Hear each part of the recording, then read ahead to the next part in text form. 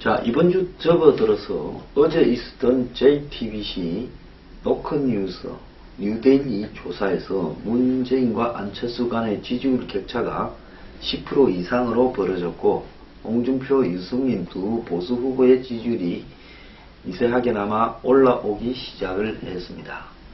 자, 이렇게 되다 보니까 지금 국민의당이 다급해졌는데요.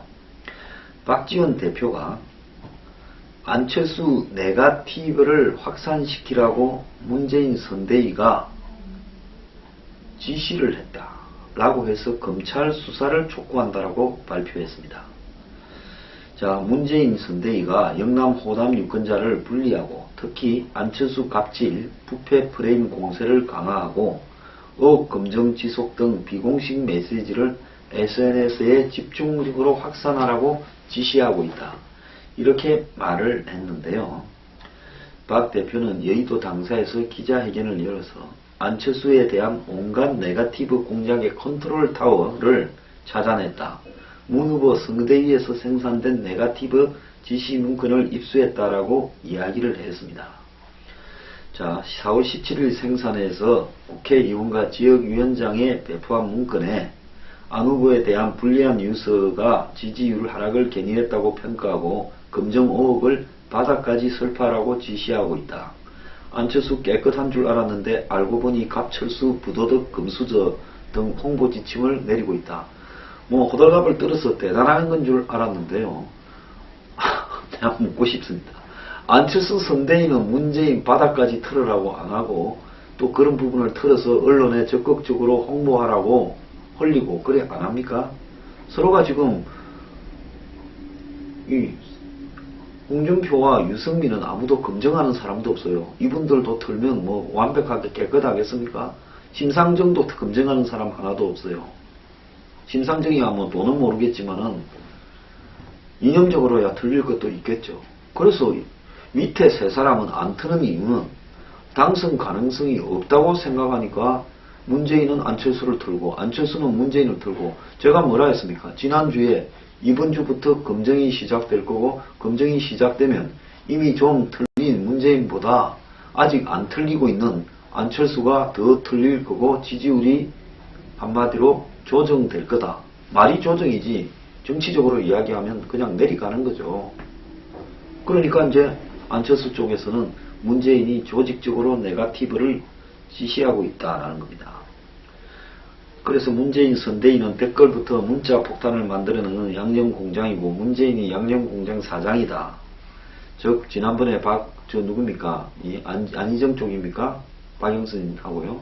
어떻게 그 문재인 지지하는 사람들이 그 문재인을 지지 안 하고 안희정한테 쓴 사람들에 대해서 문자 폭탄을 날리느냐 하니까 문재인 후보가 어제 토론에서도 나왔지만은 선거를 하다 보면 경선을 하다 보면 양념으로 그럴 수 있지 않냐라고 그때 말한 부분에 대해서 이야기를 하는 겁니다. 그래서 네거티브를 중단하고 이를 기획한 집행한 책임자를 즉각 해임하라. 문 후보는 사과하고 문 후보의 그 장영다 씨가 하던 더불어희망 포럼이라고 하는 사무실이 하나 이렇게 부정선거운동을 하고 틀렸는데 그걸 수사하라 이야기를 한 겁니다. 자, 그러면서 박지원은 이 TV 토론에서 어제 있었던 TV 토론에 주적 논란을 거론하며 문재인은 주적이 어디냐는 질문에 주저했지만은 엄연히 국방백서에는 주적이 북한이다. 그러나 우리는 전쟁을 억제하고 미국 등 자유우방과의 협력 속에서 대화를 통해 남북관계를 개선하고 북핵과 미사일 문제를 해결하자는 거다라고 이야기하면서 주적이 누구인지에 답을 못하는 것은 마치 대통령이 되면 미국보다 북한을 먼저 가겠다라는 것으로 안보 문제를 이해하지 못하는 거다 했는데요. 야, 박지원이 문재인을 이념적인 문제를 가지고 극딜을 했습니다. 살다 오래 살 필요가 있을 것 같은데요. 박지원이 주적이 북한이다. 참 대통령 되고 싶으니까 안 하던 이야기들을 많이 합니다. 문재인 측의 선대위 본부에서 밑에 내보낸 이런 문건에 안철수의 이 의혹과 갑질 홍보하라. 당의 공식 메시지와 비공식 메시지 금정지속은 공식 메시지고 비공식 메시지인 안철수 알리기가 양분되어 나갈 필요가 있다 라고, 예를 들어서 안철수는 깨끗한 줄 알았는데 알고 보니까 갑철수다, 이런 문건을 이제 박지원 국민의당 쪽에서 하나 입수한 겁니다. 이게 글로 흘러 들어가는 이유가요, 양쪽이 원래 같은 당을 하다 보니까 호남 쪽에는 뒤섞여서 적과 동지가 구별되지 않은 채 간첩들이 서로 쌍방에 굉장히 많이 있다. 솔직히 말하면 원래 한 뿌리니까 지금 나누어서 색깔을 가리기가 어렵다. 이래 되다 보니까 서로가 지금 자료가 김미경의 보좌관 비서관, 안철수 4년 동안 하던 보좌관 비서관을 23명을 바꿨다는데 그 중에 상당수가 문재인 쪽에 지금 더불어민주당에 있을 거니까 그 사람들이 진술해서 김미경의 사과를 부른, 안철수가 자기 문제에 대해서 최초로 사과한 게 이 김미경의 갑질일 겁니다. 그게 터진 거고, 또 국민의당 쪽에서는 더불어민주당 문캠프 선대위에서 내려보낸 안철수가 알고 보니 갑질이지 깨끗하지 않다 하는 것을 확산시키라 하는 문건을 들고 수사하라, 이렇게 지금 이야기를 하는 겁니다. 그래서 문재인 캠프 선대위 관계자는 우리 문건이 맞다, 국회와 지역위원장에게 이메일로 보냈다, 비공식 메시지 확산, 갑철수 등 부적절한 표현에 대해서는 알기 쉽게 설명하다 보니 과한 표현이 들어갔다 큰 의미도 없다. 자, 그런데 이거 뭐 선거 때 서로가 쌍방이 그냥 밥 먹듯이 하는 일입니다. 국민들 앞에서는 충격스럽겠지만은 정치의 본질이 엊그제까지 같은 밥을 먹던 사람이라도 이렇게 지저분하게 싸울 수 있다는 겁니다. 안철수 후보와 안철수 후보 부인 김미경 씨는 보좌진들에게 이상한 일들을 시켰다라는, 사적인 일들을 시켰다라는 부분에 대해서 사과를 했습니다. 안철수 후보도 사과를, 같은 마음이 됐으니 사과한 거겠죠. 그래서 뭐 추가로는 더 이상 사과할 거는 없다라는데, 뭐 원래 선거 때 하나 터지면요 재탕, 삼탕부터 뭐 곰탕 우리듯이 나중에 기름기 하나 놓을 때까지 짜게 돼 있는 겁니다. 그런 거 하기 싫으면 정치 안 하면 되는 겁니다.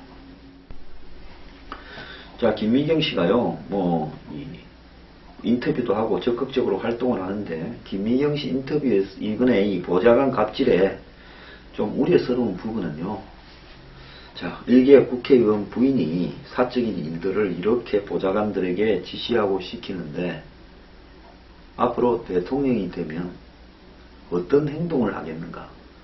또 안철수가 아무리 위대하다 할지라도 카이스트에 갈 때 부인은 부인의 능력을 가지고 스탠포드에서 뭐 법률을 공부했다며요. 그러면 한국에서 의대에 있었고 의대 교수를 했고 스탠포드에서 법률을 공부했으면 한국에 와서 자리를 자기 능력으로 충분히 구할 수 있었을 건데, 남편이 훌륭해서 카이스트에 석좌 교수로 간다 하더라도 부인이 안철수가 나하고 같이 가자, 내를 끼워 사라고 하겠다 하더라도 부인은 아니요, 나는 내 실력으로 하겠다. 보통 의지가 강한 사람이면 그렇게 이야기를 하고 니는 니 거고 나는 나다라고 하죠. 많이 배우고 이렇게 능력이 있는 사람들은. 괜히 묻어서, 내가 니한테 묻어서 같은 학교에 가면 사람들이 다 이 1+1 끼워 사기한 거라고 보지 않겠느냐, 이렇게 내가 비춰질 필요가 뭐가 있냐, 내 능력 충분하다, 이렇게 해서 하는 것이 상식입니다. 그런데 하이스트에 지금 1+1은 아직 별로 따지지도 않아요. 거기도 그렇게 갔는데 거기도 문제가 없었겠습니까? 서울대까지 가서 제가 이야기를 했잖아요. 법대 하려니까 법대에서 반대. 아니 무슨 법이냐, 안 된다. 서울대 법대 프라이드 대단하죠. 그러니까 또 백리학 쪽에 백리학 안 된다. 이래서 새로운 걸 만들어서 거기 들어갔다라는 거 아닙니까? 그렇다면 한 번 정도만 하면 되지. 또 서울대 옮기니까 안철수하고 끼어서 또 같이 갔다. 이 끼어간 거는 부인할 수 없는 거죠. 자, 그래서 부랴부랴 없던 규정을 만들어서 학교에 반발을 무릅쓰면서 논란이 되면서 들어가는 그 멘탈과 그 얼굴의 깊이, 두꺼움이 대통령이 되었을 때 보좌관의 갑질하는 것과 마찬가지로 발현이 될 때 얼마나 심한 한마디로 형태로 나올 거냐. 우리는 최태민하고 70년대, 80년대에 어울려 다닌 박 대통령이 대통령이 되었을 때 최태민의 딸에 휘둘려서 어떻게 되는가를 인과관계를 정확하게 확인을 했습니다. 현대 일할 때 이런저런 말이 많던 능력은 있지만은 시끄럽기도 했던 이명박 대통령이 BBK 등 사고도 좀 치고 대통령이 되었을 때 그 능력을 발휘해서 사고를 어느 정도 치는가를 봤고요. 충동적인 노무현 대통령이 되었을 때 얼마나 충동적이었으며 어떻게 자기 삶을 마무리했는가. 평소 대북관계가 의심스럽다고 지적받아오던 BJ가 대통령이 되었을 때 4억 5천만 불을 불법 송금하면서 노벨 평화상을 타면서 어떻게 하는가. 또 이 평소 머리는 잘 안 돌아가도 체력만 있으면 머리를 빌릴 수 있다는 YS가 IMF가 왔을 때 머리를 제대로 자기 스스로 돌리지 못하면서 빌려서 될 일이 아니라는 걸 어떻게 보여줬는가. 여실히 우리가 봤습니다.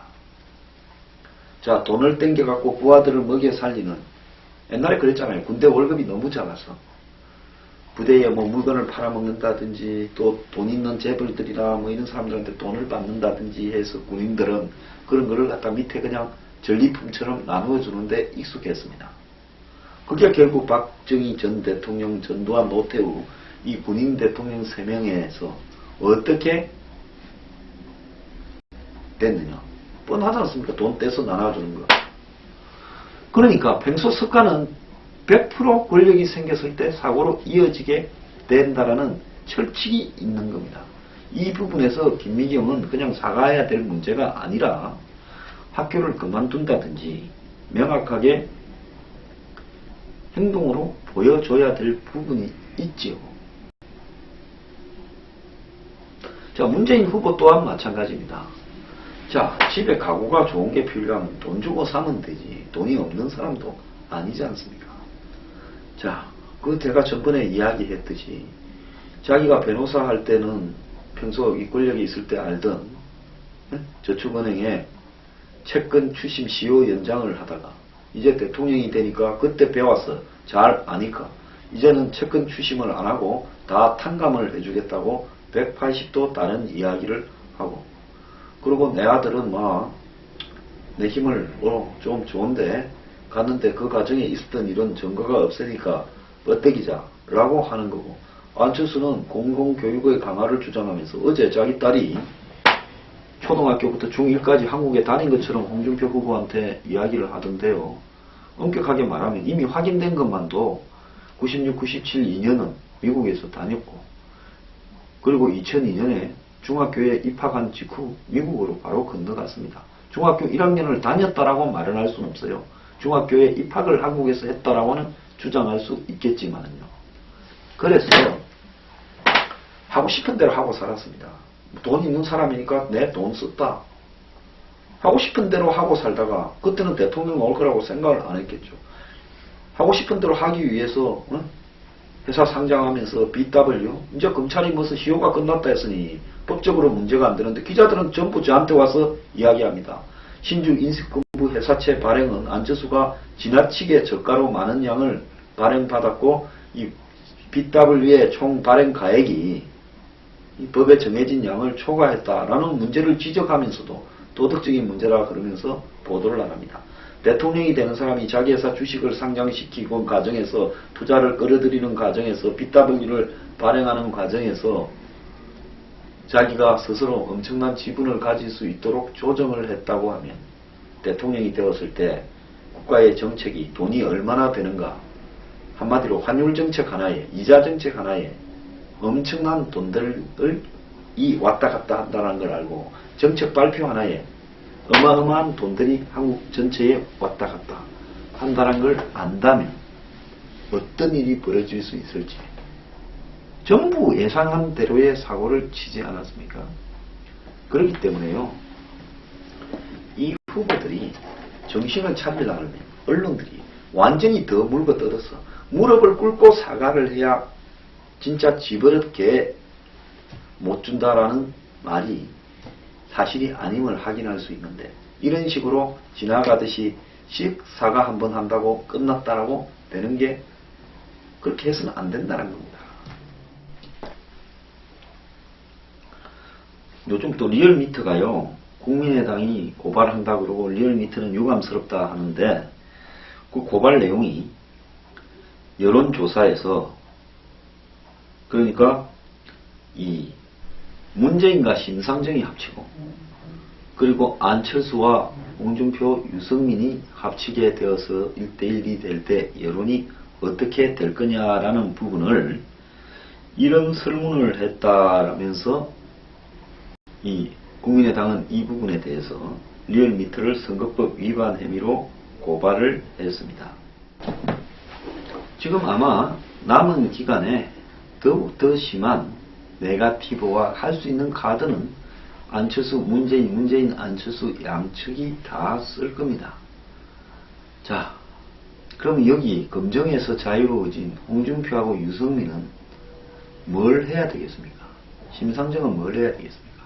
심상정은 열심히 공부만 해서 문재인, 안철수 두 사람이 얼마나 허접한가를 파헤쳐야 되고요.